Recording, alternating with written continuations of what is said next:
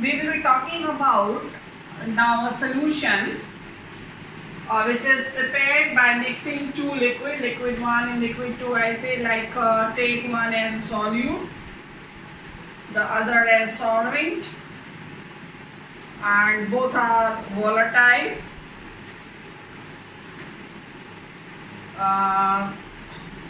This is volatile and this is also volatile, always keep in mind.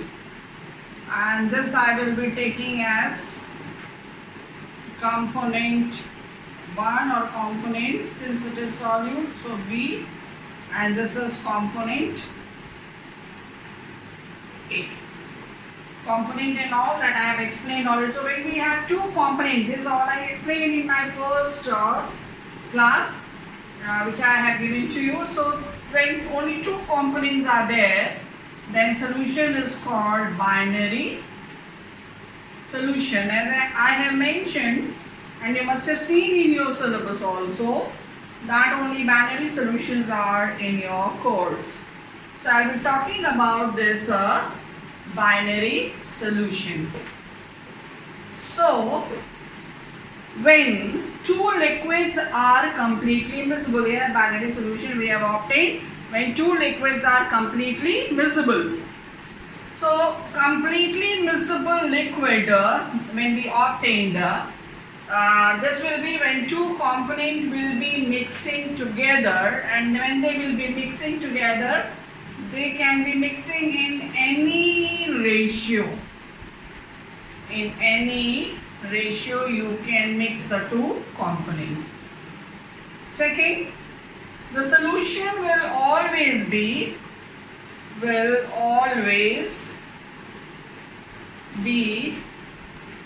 homogeneous, and homogeneous means the property will be same throughout. Okay, then third one is, since first component is liquid, second component is liquid, solution form will also be the liquid. So solution will have only one phase. What is that one phase? Liquid. So 3 points you remember for completely miscible liquid. So now I'll teach you the type of this binary solution which is miscible completely. So binary solution of this kind which I have talked about, which is completely immiscible, which has only one phase, that is of two types, ideal and non-ideal. Ideal solution is that binary solution which holds or which will follow Raoult's law. It follows Raoult's law.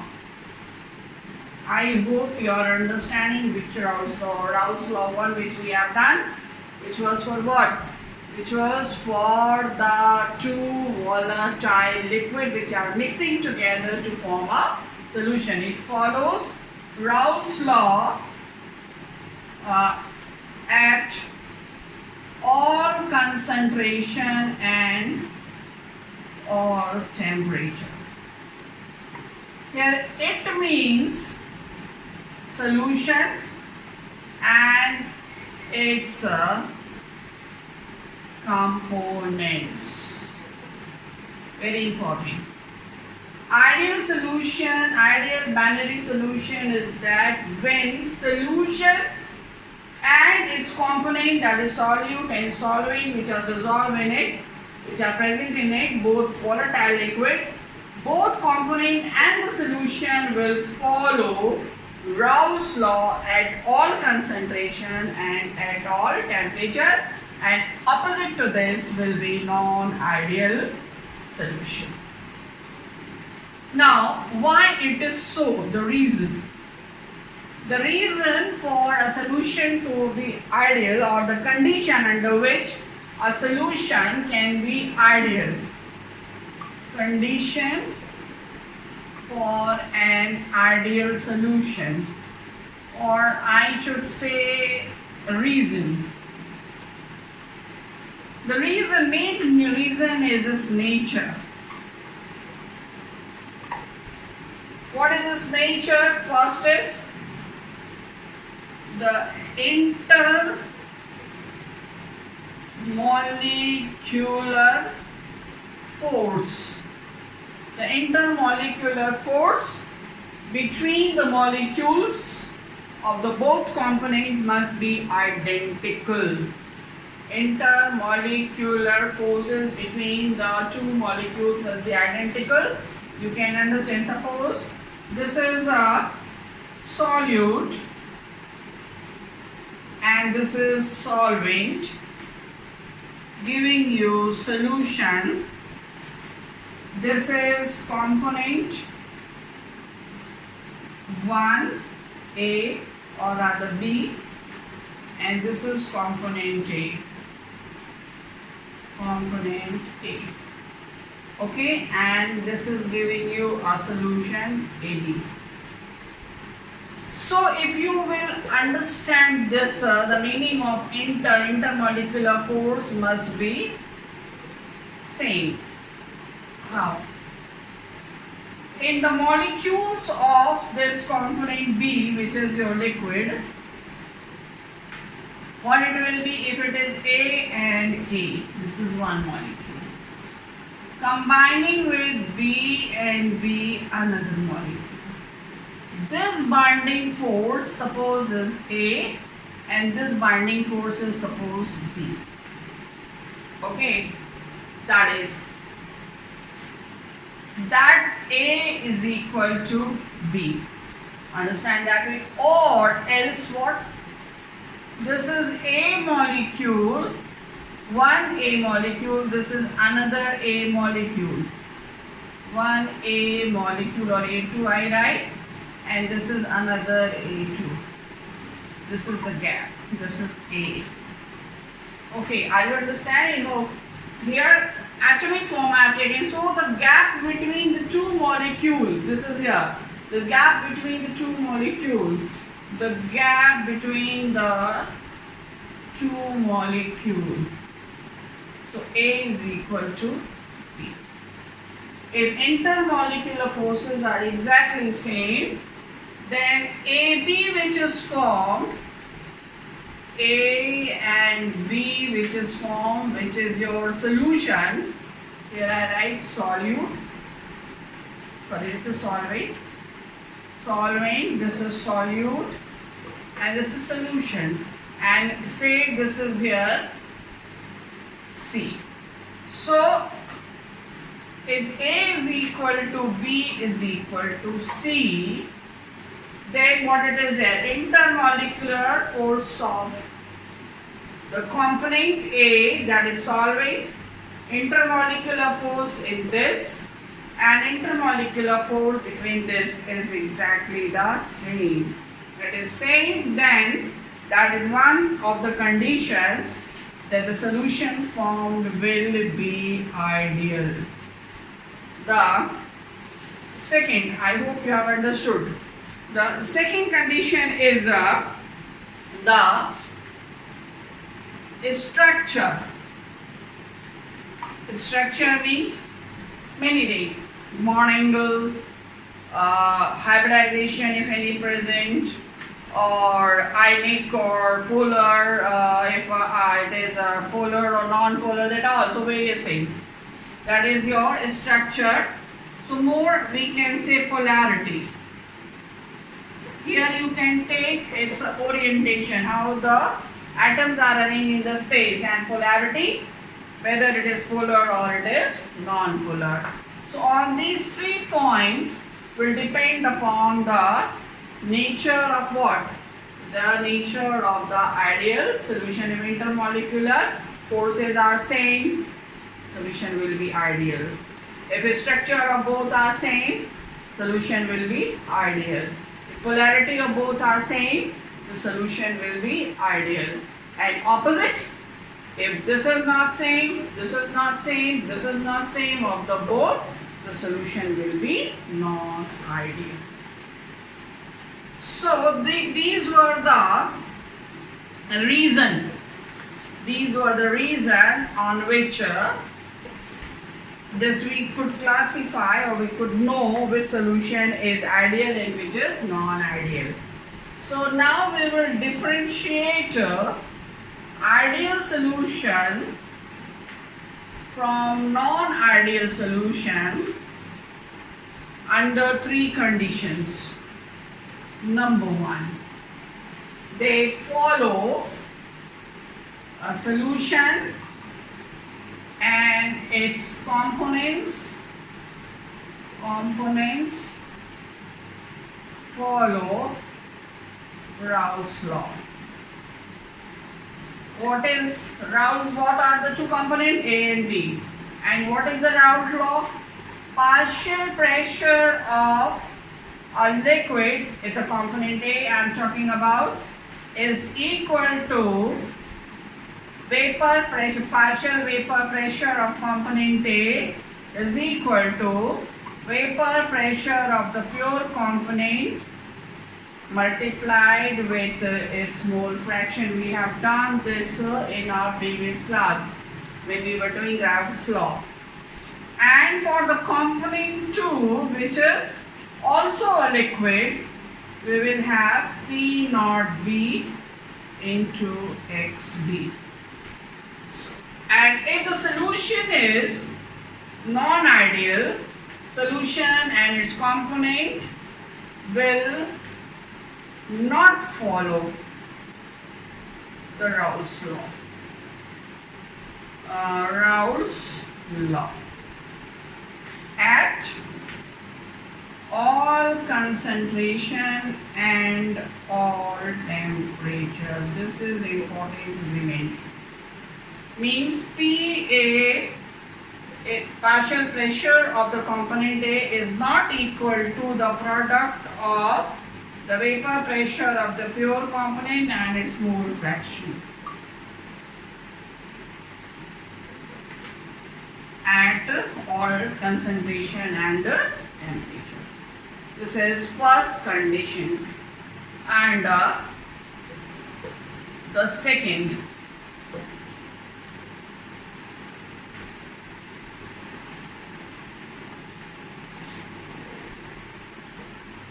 delta V mixing. What is this? Change in volume on mixing the two components is equal to 0. And what is here? Change in mixing is not equal to 0. How that is possible? Just see, when you have component A, this is suppose molecule, I take this is the molecule of A and this is the molecule of B, forming AB. Okay?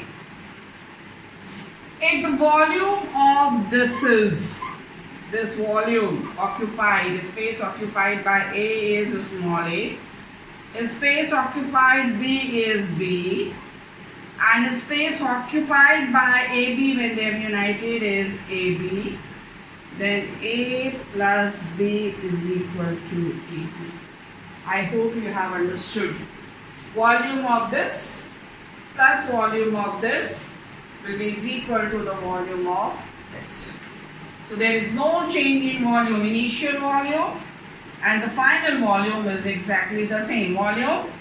When you have taken suppose 10 liters of this, 10 liters of this, so this will be what? 20 liters. Okay. So additive in nature. It follows, ideal solution follow the law of additivity. Okay, so that is, but in this case it is not be there. If you take A component 5 ml and B component you take suppose 5 ml, this is, but here you are getting AB not 10 ml, you are getting suppose 10.5 ml. It should be 10, more than or less than that, so not so much. So it is that. Now third point. What is the third point? Delta H mixing is equal to 0. What is delta H? Change in enthalpy. See students, when I say delta V mixing is 0, then you must remember that I am taking granted that you know that temperature and pressure are taken to be constant, because with temperature and pressure solidity changes. So therefore, when we take this, remember that temperature and the pressure has to be kept constant. And so now we come to the third point. What is the third point? Delta H mixing is change in enthalpy. That is, heat is neither given out nor evolved. Enthalpy is the heat content. So heat content before mixing and heat content after mixing is exactly the same. Heat is neither given out nor taken in, and therefore delta H mixing will be 0. And in this case, delta H mixing will not be equal to 0. So here H is, that is enthalpy. Enthalpy is a constant. Okay, here. So that's all. Now we'll do the next part. So you have seen the conditions, how to distinguish ideal solution from the non-ideal solution. Now I'll teach you PX diagram. Pressure, mole fraction or composition. This is called pressure, composition diagram or graph for a binary solution of the tank what I have talked about. So according to the Raoult's law, according to Raoult's law for a binary solution, what do we have? PA is equal to P naught A into XA, that is the equation 1. PB is equal to P naught B into XB, that is the equation 2. So P total, we have done this earlier if you remember. P total means pressure of the solution will be partial sum of the partial pressure of the component A and B. And this is equation 3. So from equations 1, 2 and 3, what do we have? If we substitute the value, P solution will be is equal to P naught A into XA plus P naught B into XB. After substituting, we have this relationship, and you know, because XA plus XB is equal to 1, therefore XA is equal to 1 minus XB. So we can write P solution is equal to P naught A 1 minus XB plus P naught B into XB. Or we can write P naught A minus P naught A XB plus P naught B into XB. Or we can write P naught A plus P naught B into XB minus P naught A XB. Or we can write P solution is equal to P naught A plus, if we take XB common, we'll have P naught B minus P naught A. And let this be equation 4. So equation 4 can be written as follows. Now P solution is equal to P naught B minus P naught A XB plus P naught A.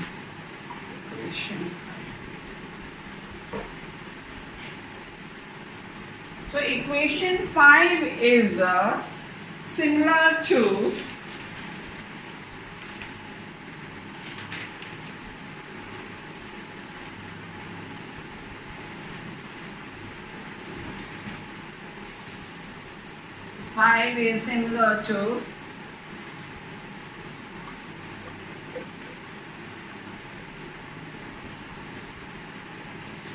y is equal to mx plus c. Therefore, equation 5 represents a straight line. What does it mean? Pressure of the solution, total pressure of the solution will be a straight line.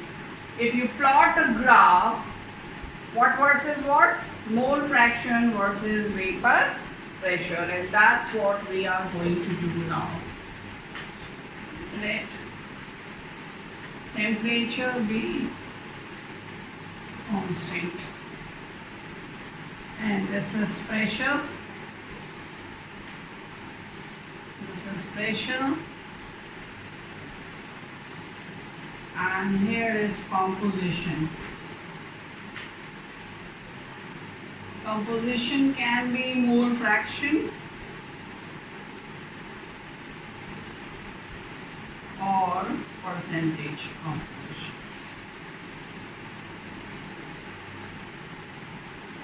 So this point, this side is component A, and this side is component B. So this point, mole fraction of A is unity. Here the pure solvent. XA1 means only pure solvent is at that point.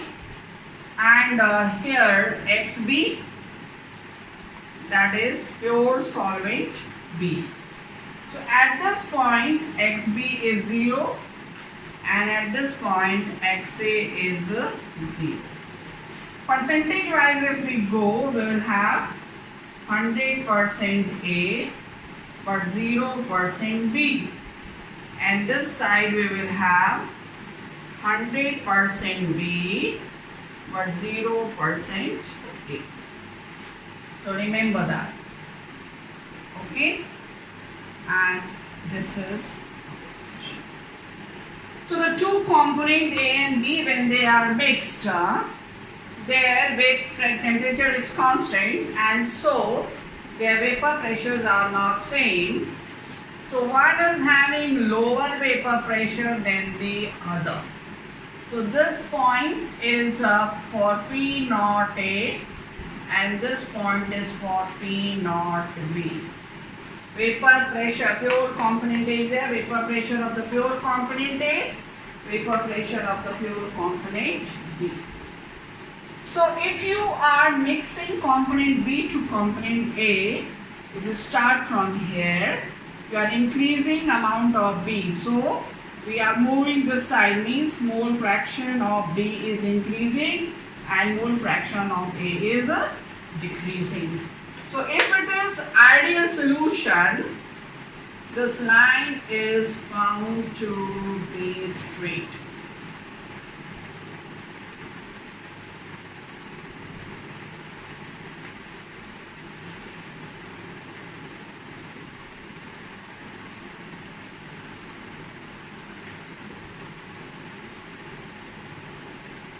Okay, so this line is indicating what?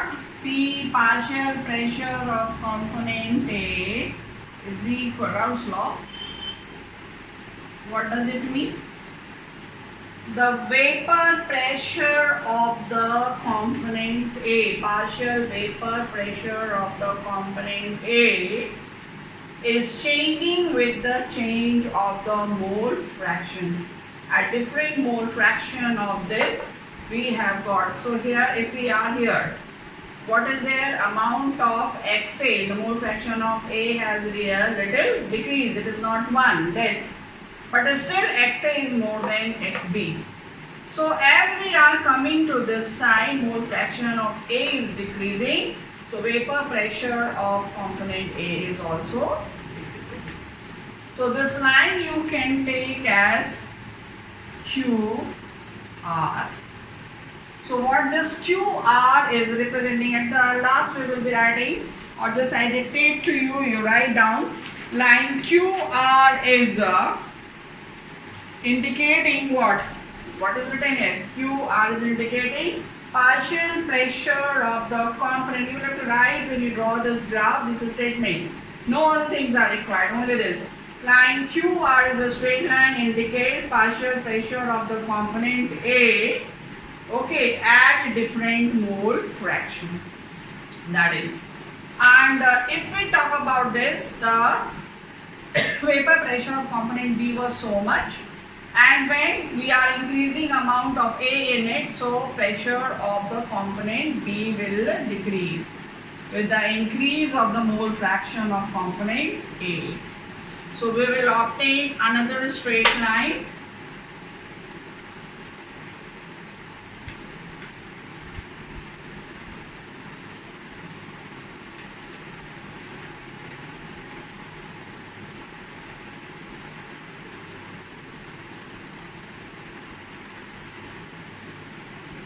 Okay. So this straight line is partial pressure of B is equal to product of these two. So say this line is, this is S and T. So we have talked about line Q and R, and we have talked about line S and T. What is Q and R? We have seen S and T is what? Representing partial vapor pressure of the component B at different mole fraction. So if I join point Q and T,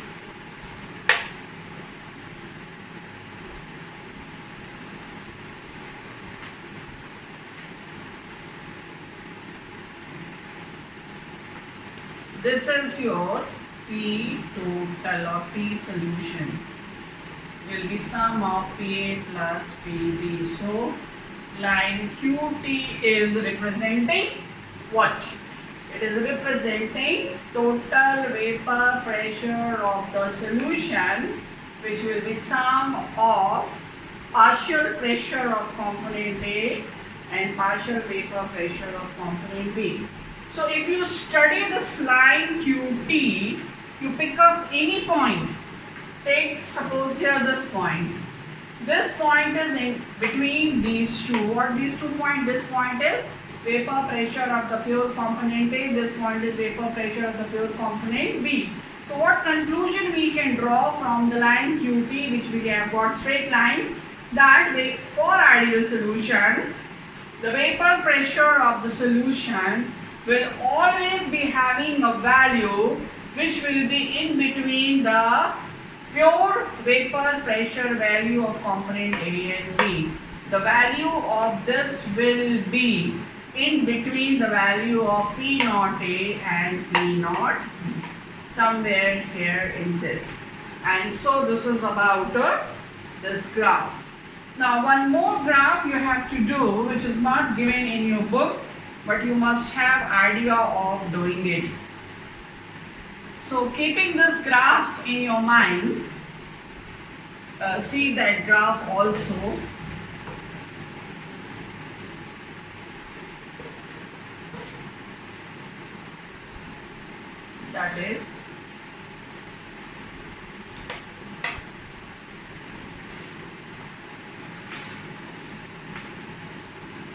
That is called temperature composition graph. This was Px, now Tx.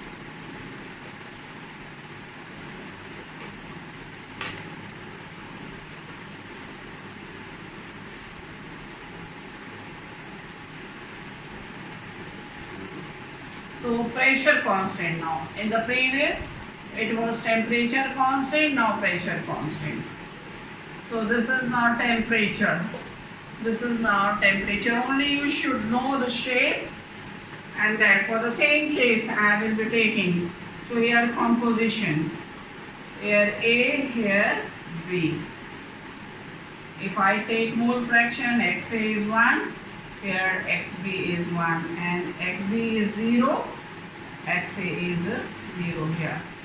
So in the case we took that component A was having higher, or P naught A is less than. It was less than P naught B. This condition we have taken in the previous graph.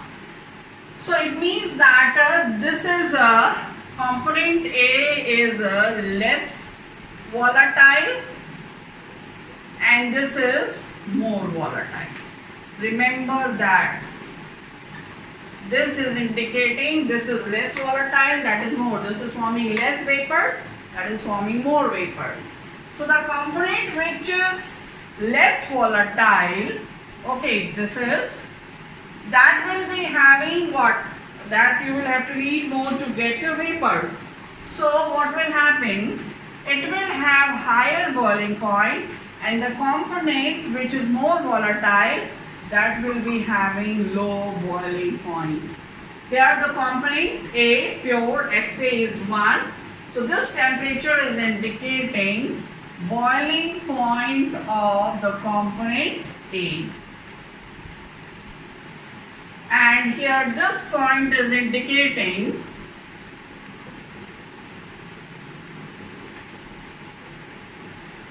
boiling point of component A. Boiling point of component A, this is pure component A and this is. So why this is higher? Because this was, we have shown, we have taken that in the previous graph, that component A is having low vapor pressure than component B. B's vapor pressure. So therefore, this will be having higher boiling point and this will be lower. This you have to remember, in that case that point was low and this point was up. Now just the opposite. And the graph of P, if it is ideal solution, so we will have a straight line. Only remember this straight lines, nothing else.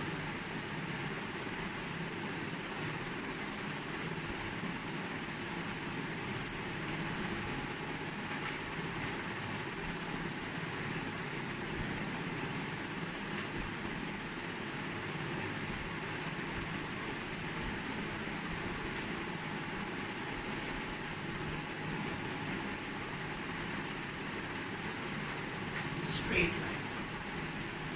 Okay, this is a straight line. So this is also the straight line.